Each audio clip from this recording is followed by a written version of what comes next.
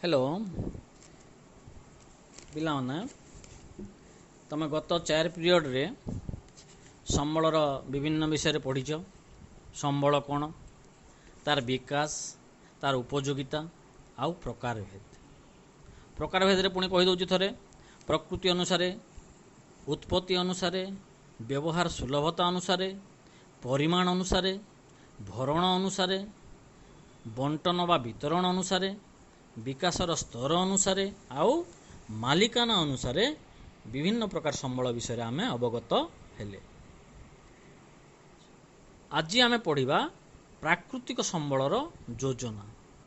कि ता आगु दीपद कहूँ जे संबलर जो आम व्यवहार करुचु किछि संबल रही शीघ्र शेष हो जाए, किछि संबल रही जोटा कि शेष हुए ना, किछि रही आम पूरण करिपरिबा, आउ किछि संबल रही पुनरुद्धार करिपरिबा।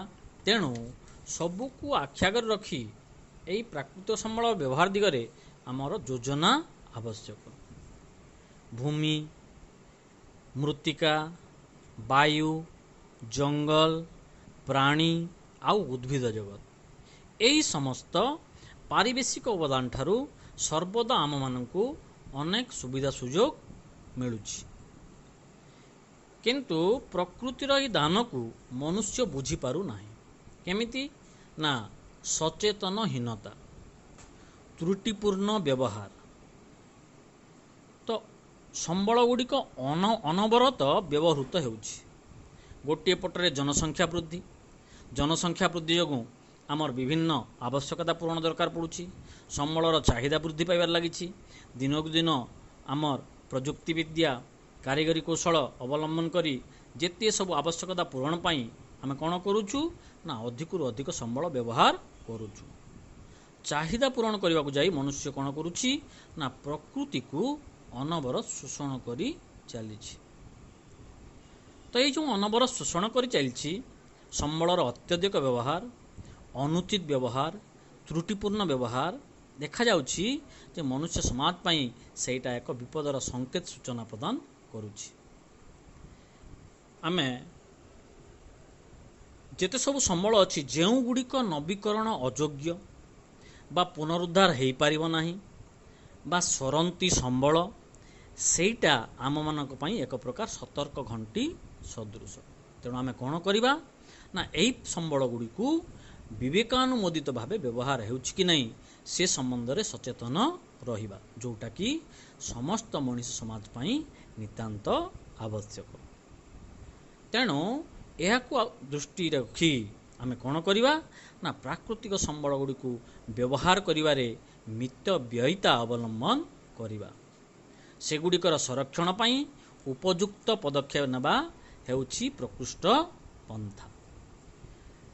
आउटे कथा हला प्राकृतिक संबल जे सबु स्थान रे समान परिमाण रे मिले नाही। जेमिति आम स्थानीय संबल पढ़ीचे, केते सर्वत्र सुलभ संबल पढ़ीचे, किंतु जो सब स्थानीय संबल कौन हुए ना यही प्राकृतिक संबल बंद सबु समय रे समस्त स्थान रे समान परिमाण रे मिले नाही। एटा कौन होता है ना केतेक निर्दिष्ट स्थान रे मिली थाए, पुणी तार गच्छित परिमाण मध्य सीमित।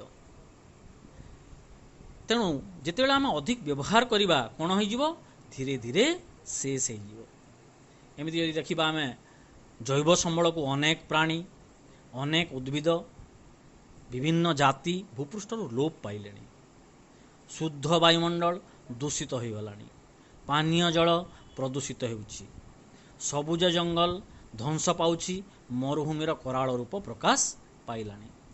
आधुनिक है डिजिटाल जुगे पहुँचलु, आधुनिक जुगे पहुँचलु, गाड़ी मोटर कलकारखाना ताठार निर्गत धुआं है, वर्ज्य पदार्थ है क्रमश कौन करुछि ना वायुमंडल को, जलमंडल को, भूमि को प्रदूषित करुछि।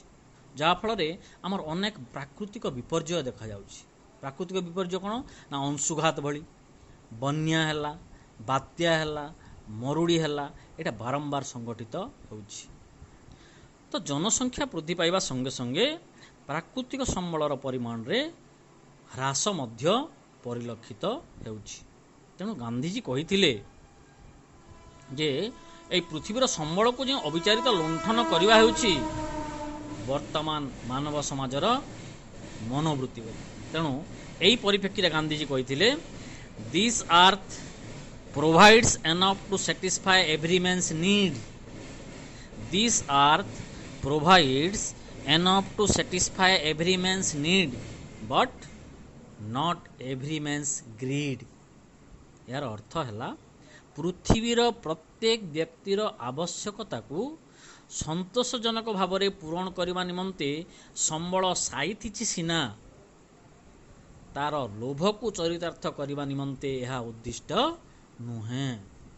ତେଣୁ ମଣିଷର ଚାହିଦା ଆଉ ପ୍ରାକୃତିକ ସମ୍ବଳ ବ୍ୟବହାର ମଧ୍ୟରେ ଏକ ବ୍ୟାଲେନ୍ସ, ଯେଉଁଟାକି ସନ୍ତୁଳନ ରକ୍ଷା କରିଯିବା ନିହାତି ଦରକାର। ଏଇଟା ହେଲା ପ୍ରାକୃତିକ ସମ୍ବଳର ଯୋଜନା। ତାପରେ ଦେଖିବା ଏଇ ଯୋଜନା ସମ୍ବଳ ଆମର ସଂରକ୍ଷଣ କାହିଁକି ଆବଶ୍ୟକ। ତ ସମ୍ବଳ ସଂରକ୍ଷଣ କାହାକୁ କହିବା? ସମ୍ବଳର ସଯତ୍ନ ବିନିଯୋଗ ତଥା ନବୀକରଣ ପାଇଁ ଯଥେଷ୍ଟ ସମୟ ଦେବାକୁ କୁହାଯାଏ ସମ୍ବଳ ସଂରକ୍ଷଣ। ଯେମିତି ପିଲେ ଆମ ଘରମାନଙ୍କରେ ଧାନ ଅମଳ କରାଯାଏ, ତାକୁ ପୁଡ଼ାରେ ବାନ୍ଧି ରଖାଯାଏ। କାହିଁକି? ଆର ବର୍ଷକୁ ବିହନ ପାଇଁ ହେବ, ଦରକାର ସମୟରେ ବିକ୍ରି କରାଯାଇପାରିବ, କିଛି ଚାଉଳ କରାଯାଇଥାଏ।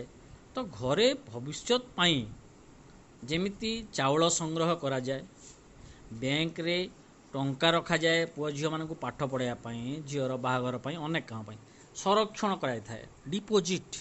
ଠିକ୍ ସେମିତି ସମ୍ବଳର ଆମେ ସଯତ୍ନ ବିନିଯୋଗ କରିବା ତଥା ତାର ନବୀକରଣ ପାଇଁ ଯଥେଷ୍ଟ ସମୟ ଦେବାକୁ ସମ୍ବଳ ସଂରକ୍ଷଣ କୁହାଯାଏ। ତ ସମ୍ବଳ ବିନିଯୋଗର ଆବଶ୍ୟକତା ତଥା ଆମେ ଆଗାମୀ ବଂଶଧରଙ୍କ ପାଇଁ ସେଗୁଡ଼ିକର ସଂରକ୍ଷଣ ମଧ୍ୟରେ ସନ୍ତୁଳନ ରକ୍ଷା କରିବାକୁ କୁହାଯାଏ ଧାରଣୀୟ ବିକାଶ। ତାକୁ କୁହାଯାଏ ଧାରଣୀୟ ବିକାଶ। କ'ଣ ନା ସମ୍ବଳ ବିନିଯୋଗର ଆବଶ୍ୟକତା ତଥା ଆଗାମୀ ବଂଶଧରଙ୍କ ପାଇଁ ସେଗୁଡ଼ିକର ସଂରକ୍ଷଣ ମଧ୍ୟରେ ସନ୍ତୁଳନ ରକ୍ଷା କରିବା, ତାକୁ କୁହାଯାଏ ଧାରଣୀୟ ବିକାଶ, ଯେଉଁଟାକି ସଷ୍ଟେନେବୁଲ୍ ଡେଭଲପମେଣ୍ଟ। ତ ଏଇ ସମ୍ବଳ ସଂରକ୍ଷଣର ତିନି ଗୋଟି ମୌଳିକ ଉଦ୍ଦେଶ୍ୟ ରହିଛି, ଆଉ ତିନି ଗୋଟି ଉପାୟ ରହିଛି। ତିନି ଗୋଟି ଉଦ୍ଦେଶ୍ୟ ହେଲା ଜୀବନ ଧାରଣ ପାଇଁ ଅପରିହାର୍ଯ୍ୟ ପରିବେଶର ସୁରକ୍ଷା। ନମ୍ବର 2ରେ ହେଲା ପରିସଂସ୍ଥାକୁ ବିନିଯୋଗ କରିବା ସତ୍ତ୍ୱେ ପରିସଂସ୍ଥାର ଅନ୍ତର୍ନିହିତ କ୍ଷମତାକୁ ଅକ୍ଷୁଣ୍ଣ ରଖିବା। 3ରେ ହେଲା ଜୈବ ବିବିଧତାକୁ ସୁରକ୍ଷିତ ରଖିବା। ହେଲେ ଏଇଟା ହେଲା ସମ୍ବଳ ସଂରକ୍ଷଣର ବାସ୍ତବ ତଥା ମୌଳିକ ଉଦ୍ଦେଶ୍ୟ। ଠିକ୍ ସେମିତି ସମ୍ବଳ ସଂରକ୍ଷଣର ତିନୋଟି ଉପାୟ ଅଛି। ତିନୋଟି ଉପାୟ ରେ ସମ୍ବଳ ବ୍ୟବହାରରେ ଯଥୋଚିତ ହ୍ରାସ। ନମ୍ବର 2ରେ ହେଲା ସମ୍ବଳର ପୁନଃ ଚକ୍ରୀକରଣ କୌଶଳ ଅବଲମ୍ବନ। ଆଉ ତୃତୀୟରେ ହେଲା ସମ୍ବଳର ପୁନଃ ବ୍ୟବହାର ମାଧ୍ୟମରେ ସମସ୍ତ ପ୍ରକାର ସମ୍ବଳର ସଂରକ୍ଷଣ। ଆଉ ଗୋଟେ କଥା ଜାଣିଥିବ ପିଲେ, ଭାରତ ମହାସାଗରର EEZ ଅଞ୍ଚଳରୁ ଭାରତ ମାଙ୍ଗାନିଜ ପିଣ୍ଡ ଉତ୍ତୋଳନ କରିବାର ଅଧିକାର ପାଇଛି। EEZ ଜୋନ୍ କଥା ଆଗରୁ ଆଜ୍ଞା କହିଥିବେ, ଯେଉଁଟାକି ସମୁଦ୍ର ଉପକୂଳର ଅର୍ଥନୈତିକ ଅଞ୍ଚଳଠାରୁ 200 ନଟିକାଲ ମାଇଲ ଦୂରତା ପରବର୍ତ୍ତୀ ଅଞ୍ଚଳ ପର୍ଯ୍ୟନ୍ତ, ଯେଉଁଟାକି ସାମୁଦ୍ରିକ ସମ୍ବଳ ଏଇ EEZ ଜୋନ୍ର ଅନ୍ତର୍ଗତ। ଆଉ ଥରେ ସାରାଂଶ କହିଦେଉଛି। ପ୍ରାକୃତିକ ସମ୍ବଳର ଯୋଜନା, ଆମେ ତିନୋଟି ଦିଗ ପ୍ରତି ଧ୍ୟାନ ଦେବା। ବ୍ୟବହାର କରିବାରେ ମିତବ୍ୟୟିତା ଅବଲମ୍ବନ, ପ୍ରାକୃତିକ ସମ୍ବଳର ସଂରକ୍ଷଣ, ଆଉ ତ୍ରୁଟିପୂର୍ଣ୍ଣ ଭାବେ ପ୍ରାକୃତିକ ସମ୍ବଳ ଅନବରତ ବ୍ୟବହାର ନ କରିବା। ଧାରଣୀୟ ବିକାଶ କାହାକୁ କହିବା?